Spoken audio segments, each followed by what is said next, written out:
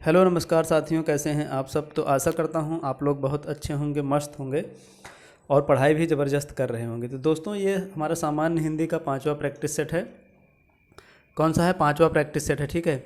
ये हमारा 5वां प्रैक्टिस सेट है जिसमें मैं 50 क्वेश्चन कराता हूँ, यानी टोटल जो है 25 सेट कराऊंगा। कितने? 25 सेट कराऊंगा, जिसमें मैं लगभग आपको 1250 क्वेश्चनों की प्रैक्टिस करवा दूंगा, ठीक है। तो इस तरीके से जो है ये आपका प्रैक्टिस सेट चल रहा है सामान्य हिंदी का। डेली प्रतिदिन यानी एक वीडियो आता है हमारा, ठीक है। तो आप लोगों से गुजारिश है, आप लोग देखिए और इन्जॉय करिए, ठीक है। इसके पहले 4 वीडियो पढ़ चुकी हैं। यदि आप लोगों ने नहीं देखा है तो वीडियो को जाके चारों देख लीजिए, और हमारा वीडियो यदि पसंद आए तो आप लोग प्लीज़ चैनल को सब्सक्राइब कर दिया करें और बेल आइकन प्रेस कर लें, जिससे कि आप लोगों को जो है हमारा जो भी नया वीडियो आता है उसका नोटिफिकेशन आप लोगों को मिलता रहे, ठीक है। तो चलिए दोस्तों, इसी के साथ मैं आपको पहले क्वेश्चन की तरफ ले चलता हूं और देखता हूं हमारा पहला क्वेश्चन क्या है और कौन सा है, ठीक है। तो जैसा कि मैंने आप लोगों को बता दिया कि हमारा जो है ये 5वां प्रैक्टिस सेट है, ठीक है। कौन सा है? ये 5वां प्रैक्टिस सेट है जिसमें सामान्य हिंदी का प्रैक्टिस सेट करवा रहा हूँ। दोस्तों, मैं आपको बता दूँ, ये क्वेश्चन कोई मैंने नहीं बनाया है कि अभी आप लोग सोचते हैं नया चैनल है यार, ये क्या करवाएगा ना। तो ये क्वेश्चन मैंने बनाया नहीं है, ये एक प्रैक्टिस सेट है, वही मैं आप लोगों को सॉल्व करा रहा हूँ। सॉल्व कराने का तरीका मेरा है, लेकिन क्वेश्चन जो बना हुआ है वो किसी न किसी बढ़िया अच्छी बुक का प्रैक्टिस सेट है, ठीक है। जो मैंने उसमें लगाया भी, थंबनेल में लगाया है कौन सी बुक है, आप लोग वहाँ से देख सकते हैं। यदि आपको ज़रूरत है बुक भी आप लोग परचेज कर सकते हैं, ठीक है। तो चलिए हम अपने पहले क्वेश्चन की तरफ चलते हैं और देखते हैं हमारा पहला क्वेश्चन क्या है, ठीक है। तो पहला क्वेश्चन है हमारा, सद्गति शब्द में समास है। सद्गति, पहले तो आप लोग जो है सद्गति का मतलब समझिए कि सद्गति किसे कहते हैं, इसका मतलब क्या होता है, ठीक है। दोस्तों देखिए, जैसे जो सद होता है, सद, इसका मतलब होता है, सद का मतलब होता है अच्छा या फिर अच्छी, ठीक है, अच्छी। और जो गति होती है, गति, गति का मतलब होता है दशा। क्या होती है? दशा, यानी समय जिसको बोलते हैं। तो क्या हुआ, मतलब सद्गति का मतलब होता है अच्छा समय, ठीक है, या फिर अच्छा समय या अच्छी समय, ठीक है। तो इसका मतलब हुआ, इसमें कौन सा समास हुआ? तो जहाँ पर देखिए, जहाँ पर विशेषण और विशेष की बात आती है, किसकी? जहाँ पर विशेषण और विशेष की बात आती है, वहाँ पे कौन सा समास होता है? वहाँ पे होता है कर्मधारय समास, ठीक है। जहाँ पर विशेषण और विशेष की बात होती है वहाँ कौन सा समास होता है? कर्मधारय समास होता है। और द्विगु समास किसे कहते हैं? जहाँ पे संख्यावाची, जैसे त्रिभुज हो गया, चतुर्भुज हो गया, इस टाइप के जो है, जिसमें संख्यावाची अगर शब्द जुड़ा हुआ है, वर्ड जुड़ा हुआ है, तो वहाँ पे द्विगु समास होता है। और अव्ययी भाव में क्या होता है? आगे जो है अव्यय लग जाता है। जैसे शक्ति है, शक्ति के आगे अगर आप यथा लगा देंगे, यथाशक्ति हो जाएगा, वहाँ पे अव्यय लग गया तो अव्ययी भाव समास हो जाता है, ठीक है। क्वेश्चन नंबर हमारा 2 है, उद्दत। उद्दत का विलोम शब्द बताइए। उद्दत किसे कहते हैं? उद्दत का मतलब होता है बहुत हरामखोर बालक, है ना। कहते हैं ये बड़ा उद्यमी बालक है। उद्यमी बालक का मतलब बहुत ही शैतान बालक है ना, मतलब सही से बैठता ही नहीं, कूदता रहता है, इधर दौड़ता रहता है, कुछ न कुछ शरारत करता ही रहेगा, उसे ही कहते हैं उद्यमी बालक या उद्यम। तो इसका विलोम क्या होगा? तो इसका विलोम होगा विनीत, यानी एकदम प्यारा बच्चा जो चुपचाप करके बैठा रहे, बोले ही ना, बुलाने पर ही बोले, उसके पहले वो बोलता ही नहीं, उसे कहते हैं विनीत बालक या विनीत। तो उद्दत का विलोम क्या हुआ? उद्दत का विलोम हो गया विनीत। और हमारे यहाँ पे कुछ वर्ड हैं, जैसे कोमल है। कोमल का क्या होता है? कोमल का विलोम होता है कठोर। क्या होता है? कोमल का विलोम होता है कठोर, ठीक है। उत्तम, तो उत्तम का विलोम क्या होगा? उत्तम का विलोम होगा अधम। क्या होगा? उत्तम, उत्तम का विलोम क्या होगा? अधम, है ना। इस तरीके से हो गया। अगले की तरफ चलते हैं हम। निम्नलिखित में से कौन सा शब्द तत्सम तद्भव नहीं है? तद्भव नहीं है यानी तत्सम है, यानी इसमें जो 3 हैं वो तो तद्भव हैं, एक ऐसा है जो तद्भव नहीं है। तो देखिए, तो इसमें कौन सा तद्भव नहीं है? तो ऑप्शन नंबर इसका बी करेक्ट हो जाएगा। साय, साय जो है शाम का जो है, शाम का जो तत्सम रूप होता है वो साय होता है, यानी ऑप्शन नंबर जो है इसका बी करेक्ट हो जाता है। तो दुआर, है ना। तो दुआर, दुआर का जो है, एक सेकंड, हाँ, द्वार, द्वार का जो है तत्सम क्या होगा? द्वार होगा, ठीक है। गृहस्थी का क्या होगा? तो गृहस्थी का होगा गृहस्थी। क्या होता है? गृहस्थी, ठीक है, गृहस्थी। और एक और पाँव, पाँव का क्या होता है? पाँव का होता है पाद। क्या होता है? पाँव का होता है पाद। तो यहाँ पे हमारा कौन सा ऑप्शन सही है? ऑप्शन नंबर यहाँ पे हमारा बी सही है, ठीक है, ऑप्शन नंबर बी। साय क्या है? साय जो है तत्सम नहीं है, सॉरी तद्भव नहीं है, ये खुद जो है तत्सम है, इसका तद्भव जो होगा साम होगा, ठीक है। ऑप्शन नंबर इसका बी करेक्ट हो जाएगा। अगला है हमारा राजीव शब्द का पर्याय है। राजीव जो होता है इसका पर्याय मतलब पर्यायवाची, तो राजीव का पर्याय क्या है? तो ऑप्शन नंबर इसका ए करेक्ट हो जाएगा, तामरस, ठीक है। तामरस, कमल, पंकज, ये सब क्या हैं? पुंडरीक, ये सब क्या हैं? तो ये सब हैं भैया हमारे इसके राजीव के पर्यायवाची हैं, ठीक है। रसाल होता है आम का पर्यायवाची, ठीक है। रसाल किसका होता है? तो रसाल आम का पर्यायवाची होता है ना। रसाल किसका होता है? तो आम का पर्यायवाची होता है। और जो है पारद किसका पर्यायवाची होता है? तो पारद जो है हमारा पारा का पर्यायवाची होता है। किसका होता है? पारा का। कुमुद, कुमुद का पर्यायवाची क्या होता है? तो कुमुदनी होता है ना। क्या होता है? कुमुदनी होता है। वाटर लिली होता है, क्या होता है? वाटर लिली होता है ना। कुमुदनी वाटर लिली होता है, इस तरीके से, ठीक है। अगला क्वेश्चन है हमारा, मातृभाषा शिक्षण का प्रारंभ होता है। जो हमारी मातृभाषा है उसका शिक्षण का प्रारंभ कहाँ से होता है?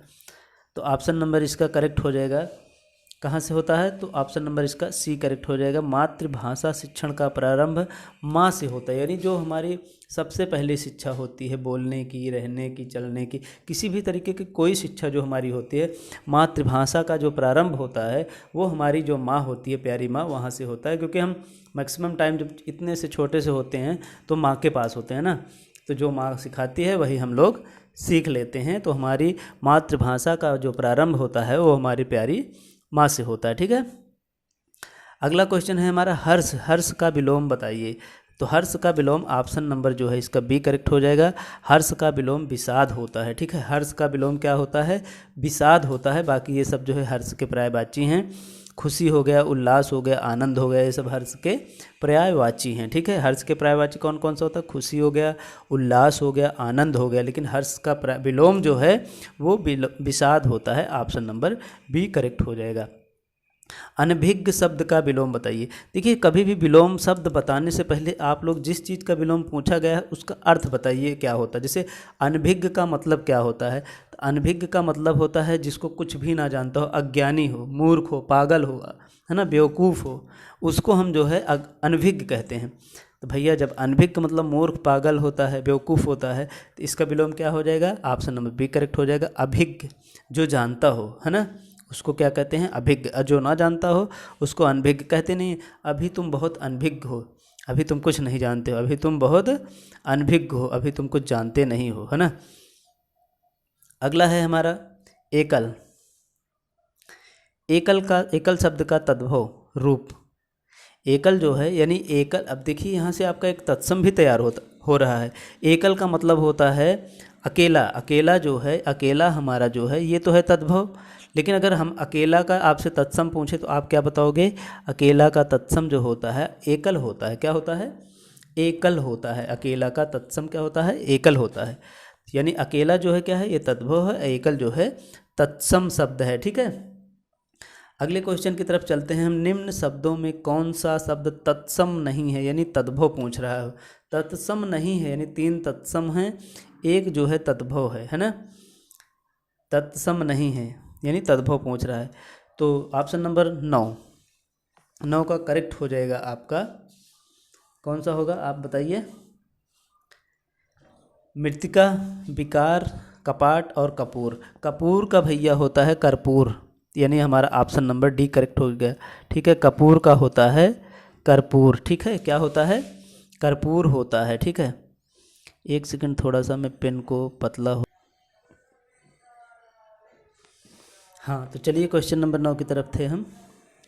तो निम्न शब्दों में से तत्सम शब्द नहीं है, क्वेश्चन नंबर 9 में है। तो कपूर जो है हमारा तद्भव शब्द है, इसका हो जाएगा कर्पूर हो जाएगा, ठीक है। इसका तत्सम क्या होता है? कर्पूर हो जाएगा, ठीक है। कपाट, कपाट का क्या होता है? तो कपाट का हो जाता है किवाड़। क्या हो जाता है? कपाट का हो जाता है किवाड़, ठीक है। क्या हो जाता है? किवाड़। एक सेकंड, कपाट खो जाएगा किवाड़, ठीक है। और मृत्तिका का हो जाता है, मृत्तिका का हो जाता है मिट्टी। क्या हो जाता है इसका? मिट्टी हो जाता है, ठीक है, मिट्टी। और जो है कपूर का क्या हो जाता है? कर्पूर। यानी ऑप्शन नंबर हमारा सही हो गया, कौन सा? ऑप्शन नंबर डी, ठीक है, ऑप्शन नंबर डी। चलिए अगले क्वेश्चन की तरफ चलते हैं। दिए गए विकल्पों में सही विकल्प का चयन कर रिक्त स्थानों की पूर्ति करें।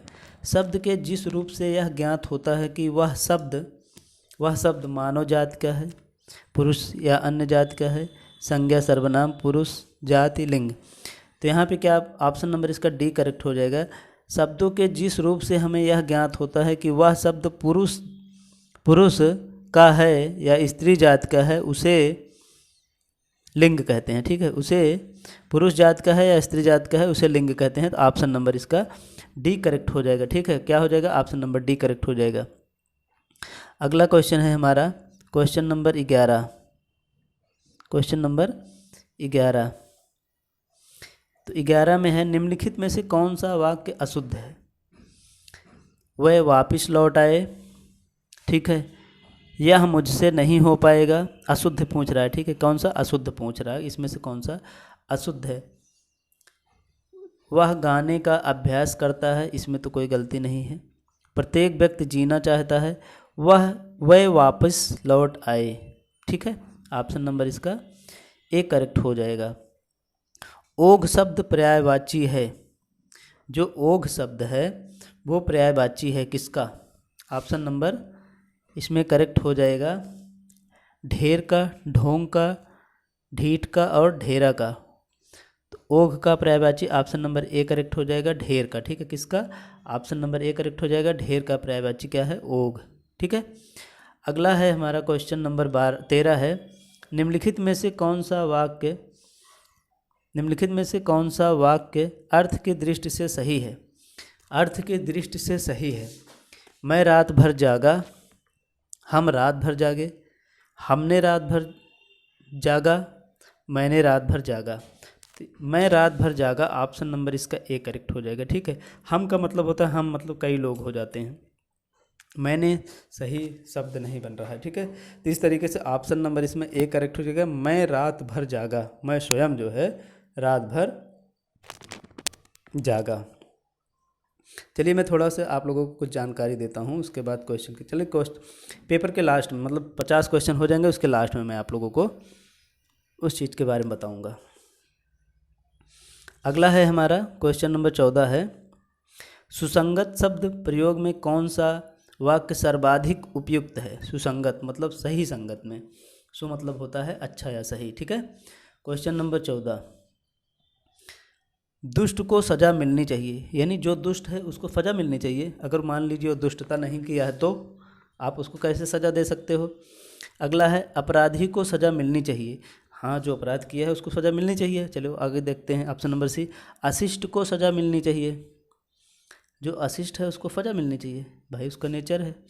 चलिए मान लो उसने अशिष्टता नहीं की है तो शत्रु को सज़ा मिलनी चाहिए। तो इसका जो सबसे करेक्ट और उपयुक्त सही ऑप्शन होगा वो ऑप्शन नंबर इसका बी होगा, अपराधी को सज़ा मिलनी चाहिए, यानी जो अपराध किया है सज़ा उसे मिलनी चाहिए। मतलब जो अपराधी है, जो क्रिमिनल है, जिसने क्राइम किया है उसको सज़ा मिलनी चाहिए, ना कि जो दुष्ट है उसको सज़ा मिल। अरे भाई दुष्ट है वो उसकी प्रवृत्ति है, उसका नेचर है, दुष्टता तो नहीं किया उसने ना। तो यहाँ पे ऑप्शन नंबर बी करेक्ट हो जाएगा, अपराधी को सज़ा मिलनी चाहिए, ठीक है। क्वेश्चन नंबर हमारा 15 है, निम्नलिखित में शुद्ध वर्तनी शब्द कौन सा है? निम्नलिखित में शुद्ध वर्तनी शब्द कौन सा है? तो भैया इसका है option number A, B, C and D. तो इसमें ऑप्शन नंबर इसका सी करेक्ट हो जाएगा। इसको एक बार मैं आप लोगों को लिख के दिखा देता हूँ, ठीक है। इस तरीके से लिखा जाता है वाक्य, ठीक है। ऑप्शन नंबर इसका सी करेक्ट हो जाएगा। जिसकी मति झट सोचने वाली हो के लिए एक शब्द, झट मतलब बहुत जल्दी, जो बहुत जल्दी सोचने वाला हो उसके लिए एक शब्द क्या कहते हैं? तो उसको कहते हैं, ऑप्शन नंबर इसका बी करेक्ट हो जाएगा, प्रत्युत्पन्नमति, ठीक है, प्रत्युत्पन्नमति कहते हैं, ठीक है। ऑप्शन नंबर बी करेक्ट हो जाएगा। कुशाग्र बुद्धि किसे कहते हैं? जिसकी दिमाग बहुत ही तेज हो उसे हम कुशाग्र बुद्धि कहते हैं, ठीक है। अगला है हमारा मदिरा पीने का प्याला के लिए एक शब्द, जिसमें हम दारू शराब पीते हैं, देसी वाला ठर्रा, उसको क्या बोलते हैं? चषक बोलते हैं। क्या बोलते हैं? Option number D. देखिए चषक तो यहाँ 2 लिखा हुआ है, लेकिन ये चषक ये वाला होगा, ठीक है, ऐसे, ठीक है, ये वाला सा रहेगा, ठीक है। आप लोग ध्यान देना, इसमें ऐसे मत लिख देना। ऑप्शन नंबर बी इसका इनकरेक्ट ऑप्शन है, तो correct option option number D हो जाएगा, ठीक है। चषक एक बार ध्यान से आप देख लीजिए, क्योंकि मैंने बड़ा बड़ा लिख दिया है। अगला है शैतान की आंत अर्थ होता है, ऑप्शन नंबर बी करेक्ट हो जाएगा, बहुत लंबी होती है। शैतान की आंत जो होती है बहुत ही लंबी होती है।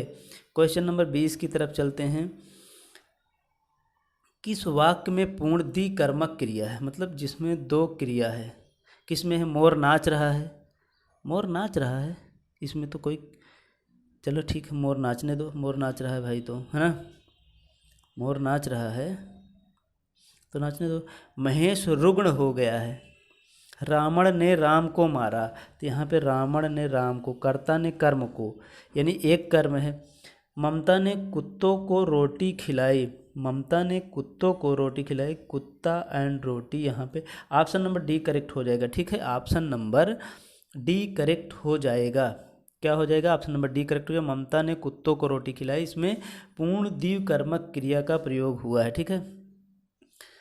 कुत्ता व रोटी, इसमें 2 कर्म हैं, ठीक है। इसके अतिरिक्त तीसरे वाक्य में जो ऑप्शन नंबर सी है, इसमें जो है, इसमें रावण जो है, रावण जो है, रावण कर्म है, शेष किसी भी में कर्म नहीं है, यानी जो हमारा ऑप्शन नंबर ए और बी है, इसमें कोई भी कर्म नहीं है, ठीक है।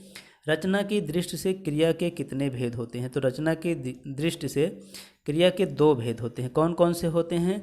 तो सकर्मक और अकर्मक होते हैं। कौन कौन से होते हैं? पहला तो होता है भैया सकर्मक, ठीक है, पहला होता है सकर्मक, और दूसरा कौन सा होता है? दूसरा होता है आकर्मक, है ना, सकर्मक और अकर्मक, ठीक है। इस तरीके से रचना की दृष्टि से कौन कौन से होते हैं? सकर्मक और अकर्मक होते हैं, ठीक है।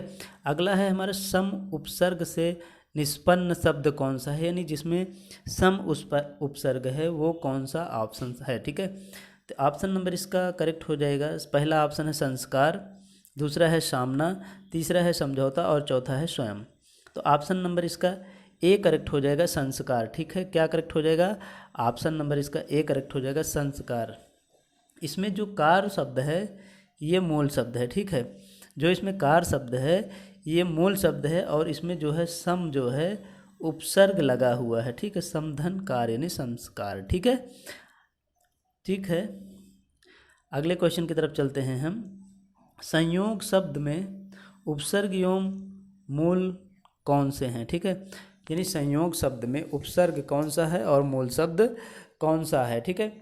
तो इसका भैया ऑप्शन नंबर करेक्ट हो जाएगा। तो आप बताइए कौन सा होगा? ऑप्शन नंबर ए में है सहधन योग, साधन योग, समधन योग और संधन योग। तो हमें तो लगता है इसका ऑप्शन करेक्ट हो जाना चाहिए ऑप्शन नंबर सी। लगता नहीं है, यही है, ठीक है। योग शब्द जो इसमें है ये मूल शब्द है, ठीक है, और जो सम शब्द है ये जो है क्या है? ये जो है उपसर्ग है। उपसर्ग जो आगे लगता है और प्रत्यय जो पीछे लगता है, यानी ऑप्शन नंबर इसका करेक्ट हो जाएगा, सी करेक्ट हो जाएगा, ठीक है। अगले क्वेश्चन की तरफ चलते हैं हम। Question number 24। कृति शब्द, कृति शब्द जो है, कृति शब्द का निर्माण किस प्रत्यय से हुआ है, यानी कृति शब्द में जो मूल शब्द है वो क्या है और जो है इसमें प्रत्यय कौन सा है? तो प्रत्यय तो इसमें लगा हुआ है भैया ऑप्शन नंबर बी कित्न, ठीक है, और इसमें जो मूल शब्द है वो मूल शब्द है क्रि, ठीक है। मूल शब्द क्या है? तो मूल शब्द है हमारा क्रि, ठीक है। अगले क्वेश्चन की तरफ हम चलते हैं। जिस समास में सब पद का मतलब होता है पहला पद और दूसरा पद, अथवा उनका समाहार प्रधान होता है, उसे कहा जाता है। तो क्या कहा? जिसमें भैया दोनों पद प्रधान हो उसे हम बचपन से ही कहते आ रहे हैं कि द्वंद्व समास कहते हैं ना। क्या कहते हैं, द्वंद्व समास। तो उसी दोनों पद को उसने सब पद कह दिया, कुछ अलग से थोड़ा कहा है, यही तो कहा है जिसमें सब पद प्रधान हो। तो सब का मतलब दोनों पद, तो यहाँ पे द्वंद्व समास हो जाएगा। ठीक है, बहुब्रीहि समास में क्या होता है, दोनों पद अप्रधान होते हैं और किसी तीसरे की ओर जो है संकेत करते हैं। द्विगु समास संख्यावाची होता है। ठीक है, अगले की तरफ चलते हैं हम। Question number 26। क्वेश्चन नंबर 26 में है क्या, तरंग शब्द का समानार्थी शब्द चयन करें। तरंग का ऑप्शन नंबर बी करेक्ट हो जाएगा। तरंग का जो है समानार्थी यानी पर्याय शब्द जो होता है वो उर्मी होता है। ठीक है, क्या होता है, तरंग का पर्यायवाची जो होता है क्या होता है, उर्मी होता है। ठीक है, और जो तुरंग होता है, तुरंग का होता है घोड़ा। तुरंग का क्या होता है, इसका होता है भैया घोड़ा। ठीक है, और केकी का होता है, केकी होता है मोर का। केकी क्या होता है, मोर का। और अटवी किसका होता है, अटवी होता है जंगल का पर्यायवाची होता है। ठीक है, तो हमें लगता है आपको सब पता हो गया, ऑप्शन नंबर इसका बी करेक्ट हो जाएगा। ठीक है, तो अगले क्वेश्चन की तरफ चलते हैं हम। अगला क्वेश्चन है हमारा, हरिश तेते शब्द में कौन सी संधि है। हरिश तेते शब्द में कौन सी संधि है। तो भैया यहाँ पे चलते हैं हम हरिश तेते की तरफ। क्वेश्चन नंबर 27, इसका जो है जो संधि विच्छेद होगा वो हरि धन सेते, क्या हो जाएगा, हरि धन सेते हो जाएगा, हरिश तेते। यहाँ यानी ऑप्शन नंबर इसका सी करेक्ट हो जाएगा, विसर्ग संधि है। ठीक है, क्या है, विसर्ग संधि है। हरिश तेते में कौन सा, हरिश सेते में विसर्ग संधि सही है। इसका संधि विच्छेद हो जाएगा हरिह धन सेते। ठीक है, अगले क्वेश्चन की तरफ चलते हैं हम। पितृइच्छा शब्द में कौन सी संधि है। पितृइच्छा संधि में कौन सी संधि है। तो इसमें भी भैया ऑप्शन नंबर सी ही करेक्ट हो जाएगा, विसर्ग संधि होगी। अब इसका संधि विच्छेद मैं आप लोगों को बता देता हूँ। तो संधि विच्छेद इसका हो जाएगा पितुः धन इच्छा। क्या हो जाएगा, पितुः धन इच्छा, यानी पितृइच्छा। यहाँ पे जहाँ पे विसर्ग का निशान आ जाएगा वहाँ पे विसर्ग संधि हो जाएगी। ठीक है, अगले क्वेश्चन की तरफ हम लोग चलते हैं। क्वेश्चन नंबर 29 की तरफ चलते हैं।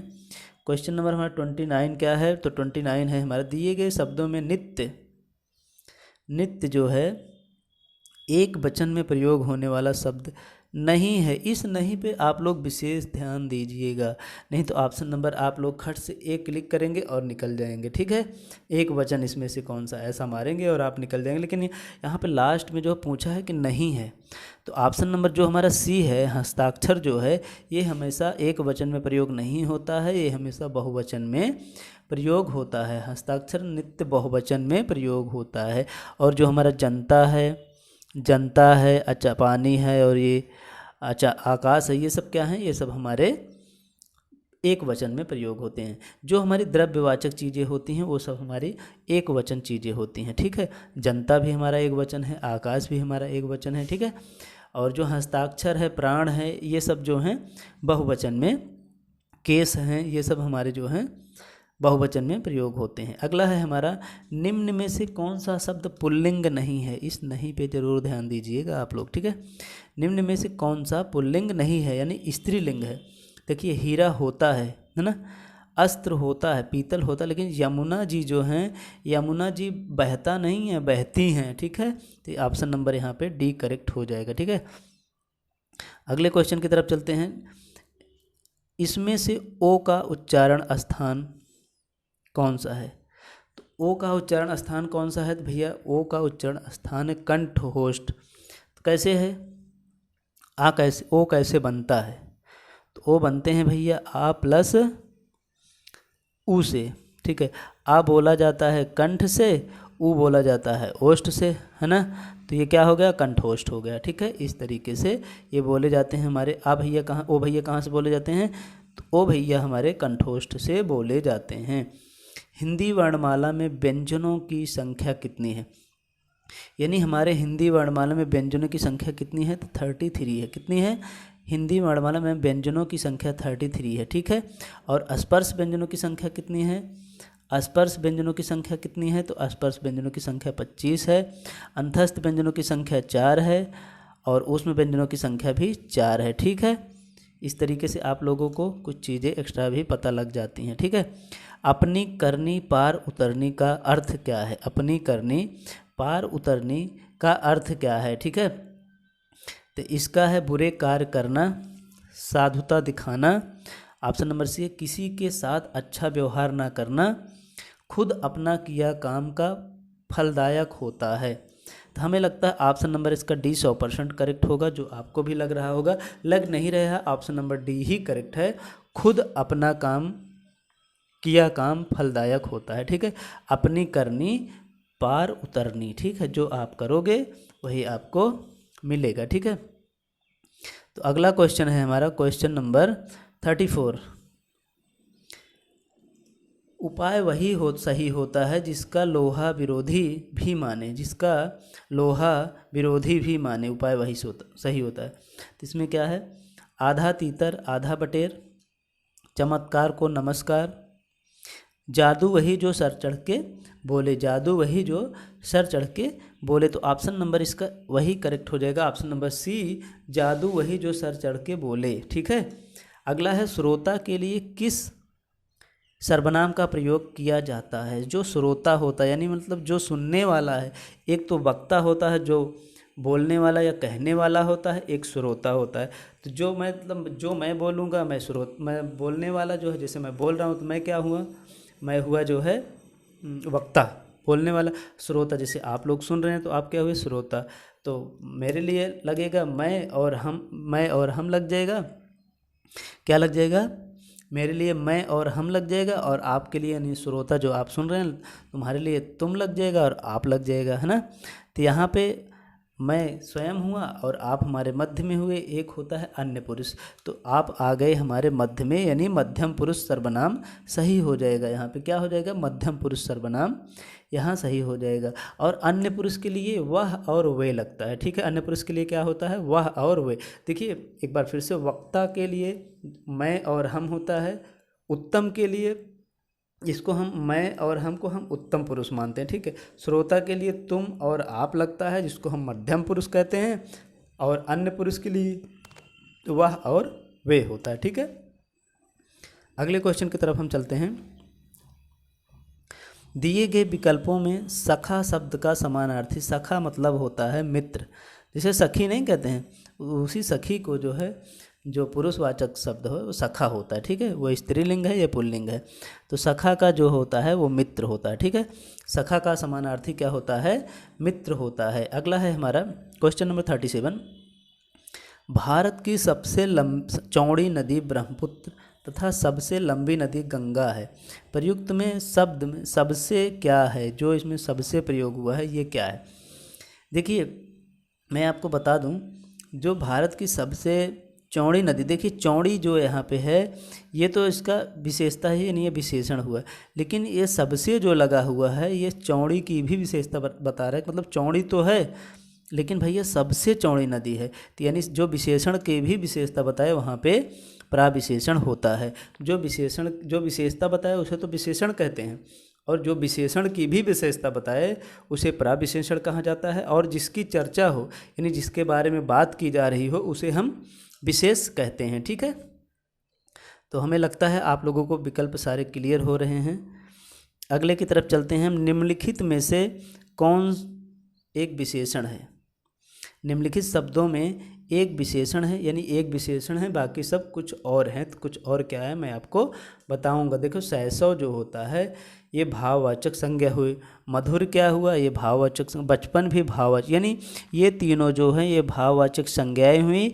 आर्थिक जो है, आर्थिक जैसे कहते नहीं भैया उनको आर्थिक तंगी है ना, मतलब आर्थिक बता रहा है, विशेषता बता रहा है कि उनको रुपए पैसे की तंगी है ना।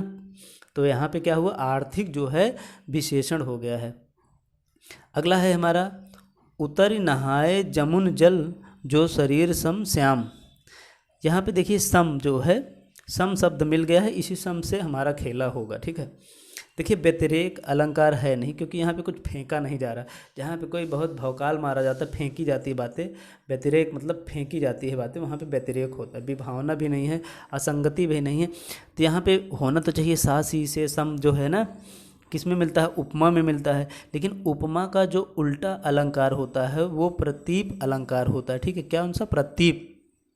यदि हमें सम मिले और उपमा ना हो, प्रतीप हो, तो हम धीरे से चुपके से ऐसे मार के निकल जाएंगे, प्रतीप अलंकार, ठीक है। कौन सा, प्रतीप अलंकार हो जाएगा, ठीक है। अगला है हमारा क्वेश्चन नंबर 40 है, सम सुबरन सुखमाकर सुखद नथोर सी अंग सखी कोमल कनक कठोर। इस उदाहरण में अलंकार है, इस उदाहरण में अलंकार है। तो होता क्या है, जहाँ उपमान की अपेक्षा अधिक गुण होने के कारण उपमेय का उत्कर्ष हो, उपमेय का उत्कर्ष हो, वहाँ पे कौन सा अलंकार होता है। तो भैया वहाँ पे फेंक रहा है, वो वहाँ पे क्या कर रहा है, फेंक रहा है, तो वहाँ पे कौन सा अलंकार हो जाएगा, व्यतिरेक अलंकार हो जाएगा, ठीक है। जब मैंने बताया कि जब फेंकेगा तो वहाँ पे व्यतिरेक अलंकार हो जाएगा ना, सही है कि नहीं। तो सही है, तो फिर चलिए आगे चलते हैं। क्वेश्चन नंबर 41, हिंदी गद्य का सर्वप्रथम युग किसे माना जाता है। हिंदी जो हमारा गद्य है, यहाँ पे गद्य और पद्य ध्यान देना, हिंदी गद्य का सर्वप्रथम युग किसे माना जाता है। तो ऑप्शन नंबर ए करेक्ट हो जाएगा, भारतेंदु युग को हिंदी गद्य का सर्वप्रथम युग माना जाता है। और इसकी अवधि जो थी 1800 कहाँ से थी, 1857 से लेके पूरा 1900 तक थी, यानी कितने साल, लगभग 43 ईयर, है ना, कितने साल, 43 ईयर। और ये जो भारतेंदु युग है, इसी को हम पुनर्जागरण काल कहते हैं। क्या कहते हैं, इसी को हम कहते हैं पुनर्जागरण काल। क्या कहते हैं, पुनर्जागरण काल। अगले क्वेश्चन की तरफ चलते हैं हम। तो अगला क्वेश्चन है हमारा, तरनी तनुजा नीर सोहत श्याम शरीर सम में अलंकार कौन सा। देखिए भैया मैंने फिर एक से पकड़ लिया, सम। अब सम में मैं ढूंढूंगा क्या यहाँ पे उपमा अलंकार है। अगर उपमा अलंकार नहीं है तो उपमा का छोटा भाई जो है प्रतीक अलंकार जो होता है वो भी होना चाहिए। दोनों में से कोई ना कोई हमको मिलना चाहिए। तो हमको मिल गए ऑप्शन नंबर भैया डी, प्रतीप अलंकार। जो सम मिल गया और उपमा नहीं है तो हम प्रतीप मार के धीरे से चुपके से निकल जाएंगे, ठीक है। तो चलिए क्वेश्चन नंबर चलते हैं, मैं 43 की तरफ, 43 की तरफ चलते हैं और देखते हैं क्या है। ज्यों ज्यों पटु झटकती हटति हंसति नचावती नयन त्यों त्यों निपट उदारहु फगुआ देत बनैन। पंक्ति में कौन सा अनुभाव है भैया। यहाँ पे देखिए होता क्या, ज्यों ज्यों पटु झटकती हंसती नचावती, यानी शरीर की माया, मोह माया वाला काम यहाँ पे शरीर जो है उसका वर्क कर रहा है कुछ ना कुछ, है ना। तो यहाँ पे कायिक अनुभाव होगा, ऑप्शन नंबर बी करेक्ट हो जाएगा, कायिक अनुभाव। यहाँ देखिए मानसिक नहीं हो सकता क्योंकि मन से किसी मन के अंदर की बात नहीं हो रही है, बाहर से कायिक अनुभव हो रहा है, ठीक है। कौन सा, कायिक अनुभव, ऑप्शन नंबर बी करेक्ट हो जाएगा। अगले क्वेश्चन की तरफ चलते हैं हम। निम्न पंक्तियों में किस रस का निरूपण हुआ है। एक और अजगर ही लखी एक और मेघराज, बिकल बटोही बीच में परियों मूर्छा खाए।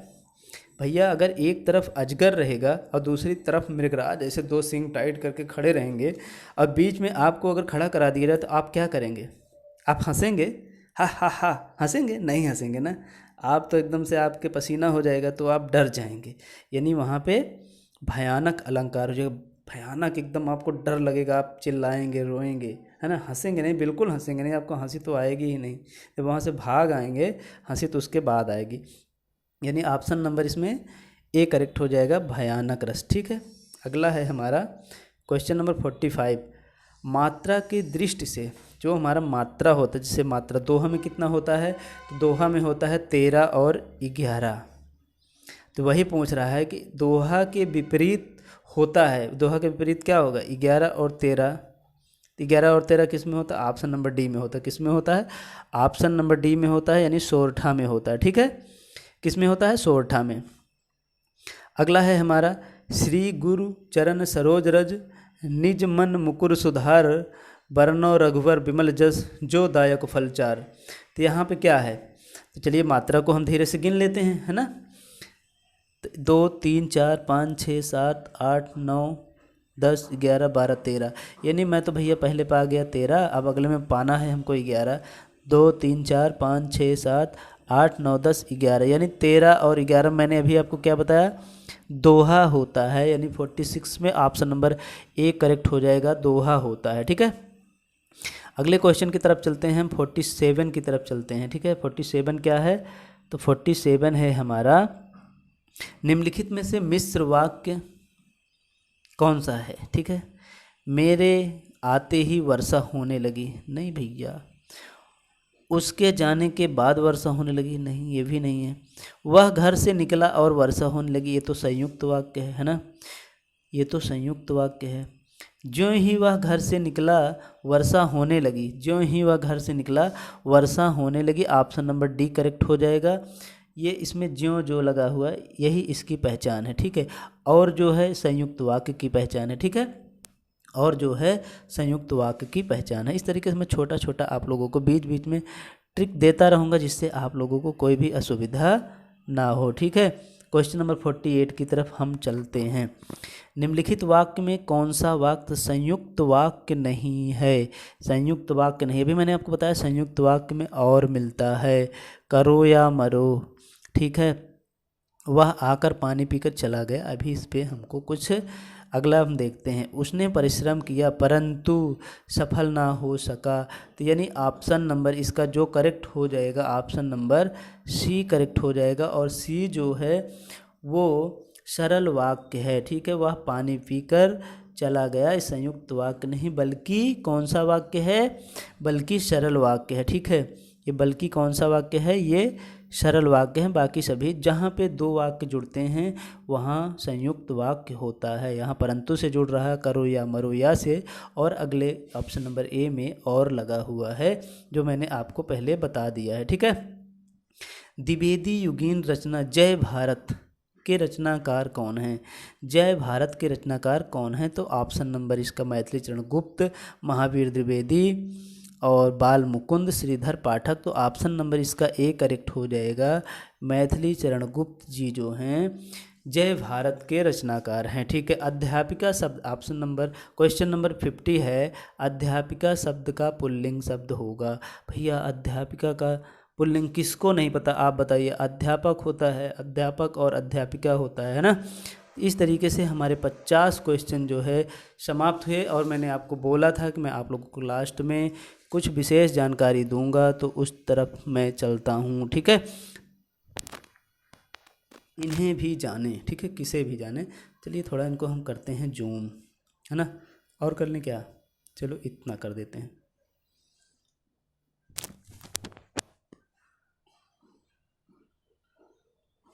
चलिए, तो सबसे पहले है हमारा कंठ, कंठ ध्वनियाँ किसे किसे कहते हैं। तो आप सभी जानते हैं का से लेके अंगा तक जो ध्वनि होती है उसे हम कंठ कहते हैं, ये सभी को पता है। तो आप लोगों को सिर्फ याद करना है छोटा आ, बड़ा और हा, और जो विसर्ग है, यानी हमको कंठ में 4 और याद करना है। किसको किसको, आ को याद करना है तो उनके बड़े भैया को भी याद करना है। ठीक है, और हा को याद करना है तो भैया विसर्ग भैया को याद करना है। यानी टोटल हमको 4 लोगों को और याद करना है। उसके बाद हम तालु में चलते हैं। तो तालव्य ध्वनि कौन कौन से होते हैं, चा छा जा झा इयाँ, यानी चा का पूरा जो है चा छा जा झा इयाँ तक, ये आपको पता ही है।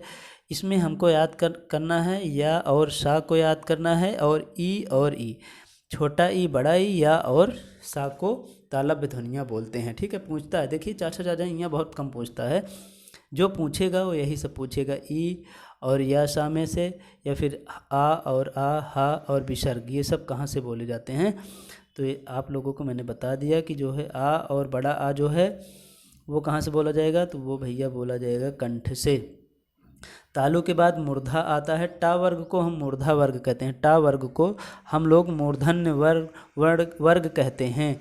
इसमें लेकिन हमको याद क्या करना है, री को याद करना है, रा और सा, री रा सा, ये क्या है, मूर्धन्य वर्ण है। ठीक है, दंत में कौन कौन सा है, ताथा दाधा ना, ये तो आप जानते हैं दंत है, लेकिन ला और सा को भी याद करना है। ला और सा जो है हमारा दंत वर्ग में आता है।